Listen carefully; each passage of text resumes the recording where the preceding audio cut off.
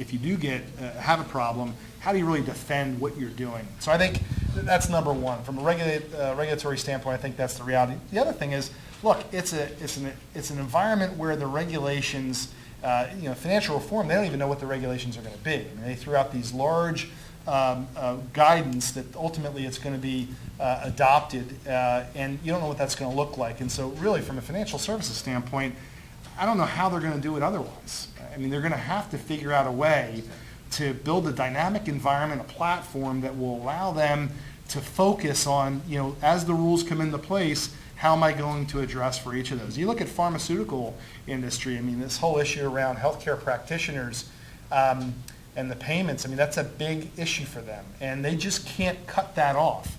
That's an important source of funding for research, et cetera. So they've got to figure out a way to monitor it. And then on the off-label promotion issue, about 6 months ago, we got calls from 4 or 5 law firms that are representing pharma companies. DOJ basically went to the pharma companies and said, hey, look, we've profiled your data. And it looks to us like there's some strange patterns here in terms of geographies and medications that are being prescribed. And we're wondering, what are your practices in terms of marketing and selling these? So it's happening in the Medicaid space. A number of states have implemented very sophisticated analytic tools. And so it's hard for business not to respond when the government can come and say, look, we've done the analysis. Tell us where we're wrong to not leverage sophisticated solutions. It's almost, do it at your own risk if you don't do it. And I guess my advice is, if you're an organization that's already leveraged technology for some of these other areas, you just need to focus on it to turn it a different way and focus on the risk piece. I don't know how quickly that will become a big issue, but I think it makes sense to do it. It's a big cost avoidance, as a number of companies know that have been through that. Any other questions? Yes. No.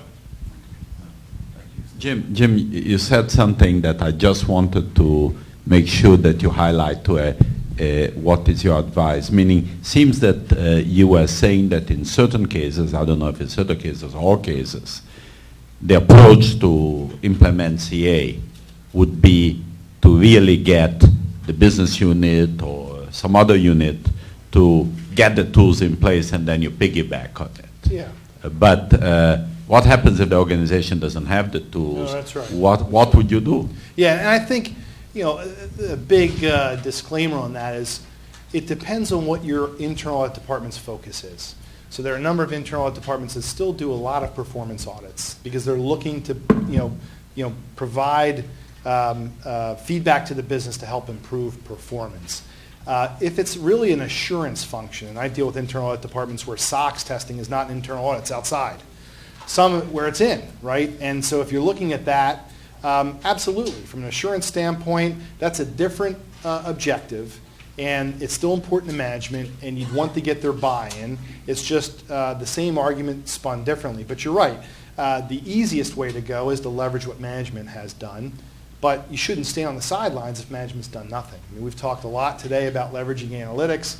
Again, there are inexpensive business intelligence tools that you can use to start to profile data that gives you a perspective to say, okay, at least now I know here are some areas where I want to monitor transactions. Now let me deploy a more sophisticated tool, more detailed tool around monitoring transactions. There's at least a method to that, right? So I think you really have to see what's the purpose of internal audit, what are their areas of responsibility, and I agree, you shouldn't wait for management to do it. However, if you're struggling with the budget, the resources, we're seeing internal audit departments try to be more value creators, change agents for the organization, and if they have that license, that message has resonated with management to say, you know what, we agree, we'll help support that initiative financially. And maybe by lending, IT staff from the IT department to help get this thing going so you don't have to go and hire your own IT auditors. Yes? Last question. In your scenario 3, where you talked about internal audit playing a role where they are developing a continuous assurance methodology and then they roll it off to management, Right. What do you see as internal audit's relationship to that business process once that handoff has happened? Right. So for instance, if I, as internal audit, develop a P2P Right. continuous monitoring program, Right. what happens a few years later when it's time for us to audit that? Excellent Is there question. an independence problem? Yeah, thanks. And I get that question from time to time. Hey, how are we impairing our independence because we've designed a business process that we're then going to audit? And I think the real answer there is, listen, there's shades of gray. It comes down to how you're partnering with the business. And I'm not suggesting that you design a process. But right now, for years it's been happening where internal audit runs an analytic using ACL or ID, et cetera. They throw it over the wall to management and say, hey, you ought to think about implementing this. And management goes to try to implement it in their own environment. What I'm suggesting is perhaps management doesn't have an efficient environment to do that.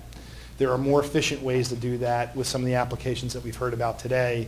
Why not pilot it from an internal audit standpoint? Ultimately, when I say it's going to be owned and operated by the business, they're going to have to take that on and work that into their business process, right?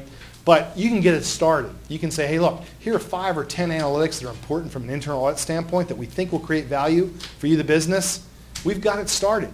It's mapped to the data. You don't have to worry about doing that.